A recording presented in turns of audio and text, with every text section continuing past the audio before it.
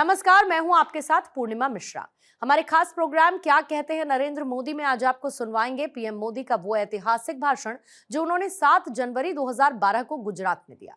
अपने भाषण में मोदी जी ने कहा कि जब तक हम इतिहास की ओर देखते नहीं, इतिहास के गौरव को हम अनुभव नहीं करते हैं, तब तक हम चीजों को बदल नहीं सकते। और गुजरात ने इतिहास से बहुत कुछ सीखा और गुजरात दुनिया के लिए एक नए इतिहास को बनाने का सामर्थ्य रखता है। इसीलिए हम चाहते हैं कि हर सामान्य व्यक्ति के जीवन में इतिहास के प्रति गर्व होना चाहिए। जो इतिहास नहीं जानते वो इतिहास कभी बना भी नहीं सकते। और इसलिए अगर हम एक नए इतिहास को बनाना चाहते हैं तो ये भी उतना ही जरूरी है कि हम इतिहास को जानें। और इतिहास जानने का ये सौभाग्य हमें इन प्रयासों के माध्यम से प्राप्त हुआ है। इस पुस्तक के पहले एक बहुत अच्छा जो काम हुआ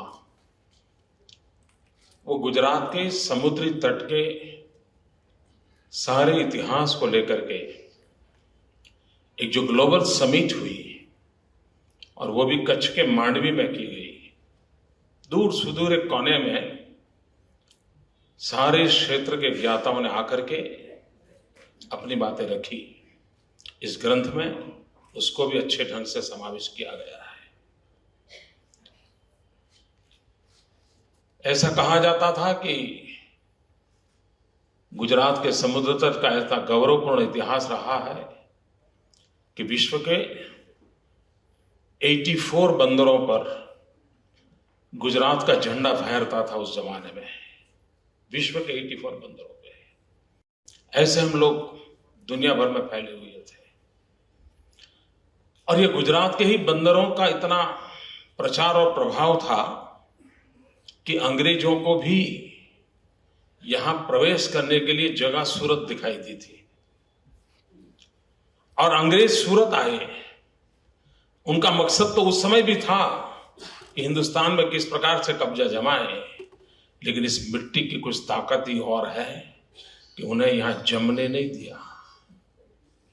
और ये हर गुजराती गर्व कर सकता है। उनको कलकत्ता जाना पड़ा और कलकत्ता जाने के बाद उन्होंने फिर अपनी दुनिया खड़ी करने की कोशिश की और बाद में वो दिल्ली की ओर मुड़ गए। लेकिन उनको भी लगता था, गुजरात से जाते समय उन्हें दिल्ली की तरफ नहीं देखा था, कलकत्ते की ओर देखा था। और इसलिए देखा था कलकत्ते की ओर, उनको पता था कि सामुद्रिक शक्ति के बिना, विश्व व्यापार में प्रभाव पैदा किए बिना वह हिंदुस्तान को भीतर से अपने कब्जे में नहीं कर सकते हैं। और इसलिए उस कार्य के लिए उन्होंने कलकत्ता को चुना था, समुद्री तट को चुना था। कभी हम महाभारत की कई चीजों को पढ़ते हैं, श्री कृष्ण के कालखंड की बहुत सी बातें हम जानते हैं, लेकिन मैं इतिहासविदों से प्रार्थना करता हूं, पुरातत्वविदों से प्रार्थना करता हूं, माइथोलॉजी का अध्ययन करने वालों से प्रार्थना करता हूं, कभी यह भी खोजा जाए कि श्री कृष्ण की वो कौन सी दृष्टि थी कि मथुरा छोड़ करके समुद्री तट द्वारिका पे आए थे।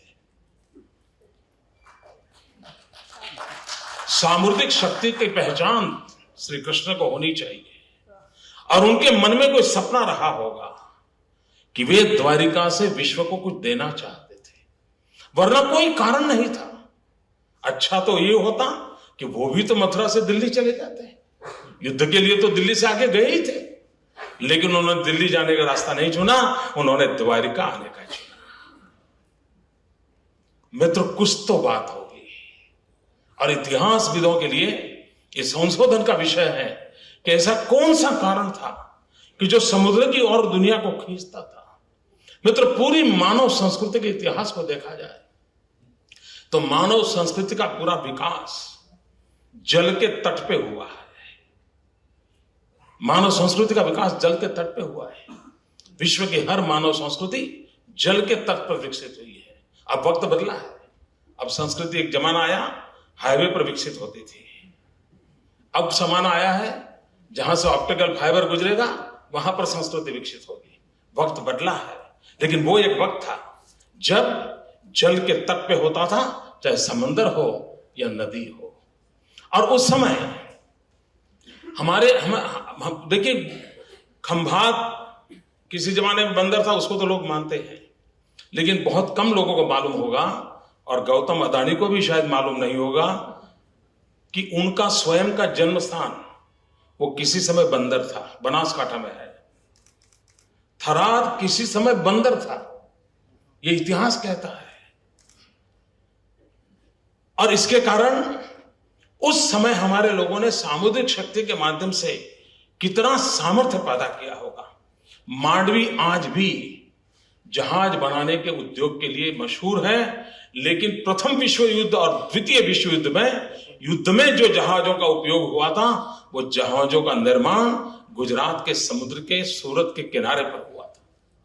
सूरत के किनारे पर समुद्र बनते थे, और आज भी युद्ध को जिन्होंने प्रदर्शनी में रखा है, उसमें सूरत के बने हुए जहाजों को रखा गया है। आज भी दुनिया उसको देखने के लिए जाती है। हमारे अहमदाबाद से नजदीक में 40-45 किलोमीटर की दूरी पर लोथल है। यहां बहुत से लोग होंगे, शायद उनका लोथल की तरफ जाना नहीं हुआ होगा। मैं कभी कभी हमारे सरकारी डिपार्टमेंट में शिक्षक विद्यार्थियों को आग्रह करता हूं, आप जरूर जाइए। क्या विरासत थी! और सिर्फ हमारे लोगों ने बंदरों को बनाया था ऐसा नहीं, उन्होंने समुद्र तट के शहरों के विकास का भी एक मॉडल बनाया था। आज जो मुंबई नगरी देख रहे हैं, वो बंदर के रूप में उस शहर का आर्किटेक्चर कैसा हो, उनके मकानों के लिए किस प्रकार के पत्थर की जरूरत हो, उन पत्थरों के जोड़ने के लिए किस प्रकार के कैटलिक एजेंट की आवश्यकता हो, इस सारी चीजों का खोज गुजरात की धरती पर होता था। और गुजरात के समुद्र तट से लिए हुए पत्थरों से मुंबई की बिल्डिंगों का निर्माण होता था। यह इतिहास की बारीकियों में अगर हम जाते हैं तो ध्यान में आता है कितना सामर्थ्य था हम लोगों में कि हम दुनिया के अंदर इस बात को करते थे। और आज हम भी चाहते हैं कि जिस द्वारिका नगरी के कारण विश्व में गुजरात मशहूर हुआ था, जिस लोथल के कारण विश्व में गुजरात मशहूर हुआ था, बीच का एक कालखंड ऐसा कट चला गया, गुलामी का कालखंड था। प्रगति के लिए सारे रास्ते रोक चुके थे, हमारे सारे बंदरों का विनाश हो चुका था, उधर बंबई बढ़ता चला जा रहा था, और गुजरात के सारे बंदर धीरे धीरे भरूच हो, सूरत हो, खंभात हो, ये खत्म होते जा रहे थे। मित्रों, जो स्वर्णिम काल था किसी समय गुजरात के समुद्री तट का, भाइयों बहनों, मैं इतिहास की बात करता हूं, साथ साथ मैं सपने भी देखता हूं। फिर एक बार गुजरात के समुद्री तट का स्वर्णिम युग आप देखेंगे, और आप अपनी आंखों से देख के जाएंगे। हमारे बाद की पीढ़ी देखेगी ऐसा नहीं, आप अपनी आंखों से देख के जाओगे कि गुजरात के समुद्र तट पर विद इन गुजरात नया गुजरात निर्माण होगा। ये मैं साफ देख रहा हूं। मित्रों, आज विश्व व्यापार के अंदर भारत का कार्गो का जो व्यापार है, प्राइवेट कार्गो का 80% काम गुजरात के समुद्र तट पर हो रहा है, और अदर देन प्राइवेट कार्गो जो है उसका 30% व्यापार अकेले गुजरात के समुद्री तट पे होता है। और आज ग्लोबल इकोनॉमी के युग में फिर एक बार सामुद्रिक सामर्थ्य का समय आया है, और हमने उस शक्ति को बढ़ाने की दिशा में प्रयास किया है। हम उसी के लिए मरीन इंजीनियरिंग, मतलब मैं हैरान हूं, 1600 किलोमीटर समुद्र का मालिक गुजरात, हिंदुस्तान का सबसे बड़ा समुद्री तट, लेकिन दुर्भाग्य रहा कि मरीन इंजीनियरिंग के क्षेत्र में हिंदुस्तान की सरकार ने एक भी इंस्टीट्यूट गुजरात को नहीं दी। वो दे या न दे, हम अपने बलबूते पर खड़ा करेंगे और मरीन इंजीनियरिंग की दिशा में काम करेंगे। मित्रों, हमारे पूर्वजों का सामर्थ्य कितना है। मैं एक बार नया नया मुख्यमंत्री बना था, तो मेरे 2 विषय ऐसे थे कि मेरी बहुत बड़ी मजाक उड़ाई गई थी। मेरा 1 हफ्ता हुआ था मुख्यमंत्री की, मेरी उम्र का 7 दिन हुए थे, मैं बालक था, और गुजरात चैम्बर ऑफ कॉमर्स ने मुझे किसी समारोह में बुलाया, और ये बड़े बड़े महापुरुष वहां बैठे थे, उद्योग जगत के सभी लोग, और मैंने वहां भाषण किया था। मैंने कहा, क्यों न हम समुद्र तट पे बिजली के कारखाने लगाए और इंपोर्टेड कोल ला करके बिजली उत्पादन करें, और क्यों न हम गुजरात के समुद्री तट पर 20,000 मेगावाट बिजली पैदा न करें। तो बाद में इसे उद्योगकार मित्र थे, क्योंकि मुझे वैसे वो पहचानते नहीं थे, इतना ही पता था नरेंद्र मोदी नाम का कोई इंसान है, कुछ ज्यादा मालूम नहीं था। तो वो चर्चा कर रहे थे कि इनको मेगावाट और एक यूनिट बिजली इसका कोई अंतर मालूम है क्या इनको, ऐसे मजाक कर रहे थे। अखबारों ने लिखा था कि ये आदमी गुजरात को कहां ले जाएगा। पूरे गुजरात के 50 साल के इतिहास में 5000 मेगावाट बिजली पैदा नहीं हुई। पूरा देश 50,000 मेगावाट बिजली कमी को भुगत रहा है और ये कह रहा है कि गुजरात के समुद्री तट पर 20,000 मेगावाट बिजली हो सकती है।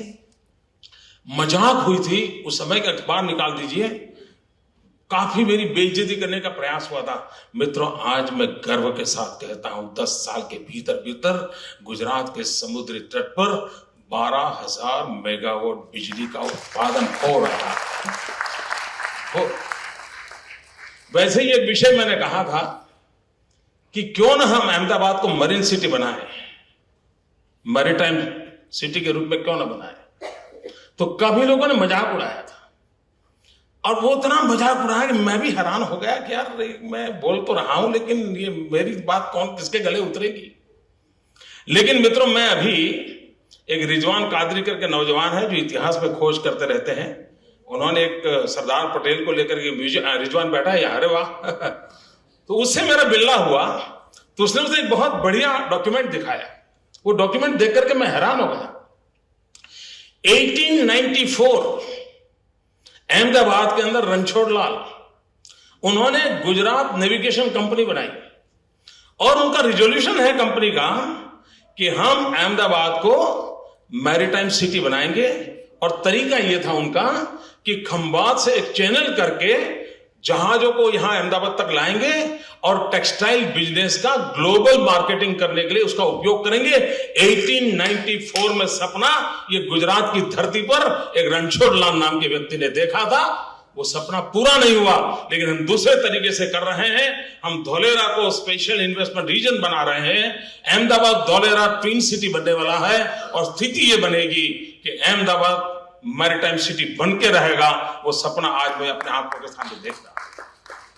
मित्रों, चीजों को बदला जा सकता है और अगर सपनों के साथ, और जब तक इतिहास की ओर देखते नहीं है, इतिहास के गौरव को हम अनुभव नहीं करते, तब तक हम चीजों को बदल नहीं सकते। भाइयों बहनों, गुजरात ने इतिहास से बहुत कुछ सीखा है और गुजरात दुनिया के लिए एक नए इतिहास को बनाने का सामर्थ्य रखता है। और इसलिए इतिहास को प्रेम करते हुए हम चाहते हैं कि हर सामान्य व्यक्ति के जीवन में इतिहास के प्रति गर्व होना चाहिए। यह माहौल होना चाहिए। यह विरासत हमारी है, उस विरासत के प्रति हमारा गर्व होना चाहिए। अभी डिस्कवरी चैनल के साथ मिलकर के काम गुजरात और मस्कत दोनों मिलकर के करने वाले थे। हमारा दुर्भाग्य रहा कि हमारा सपना पूरा नहीं हुआ।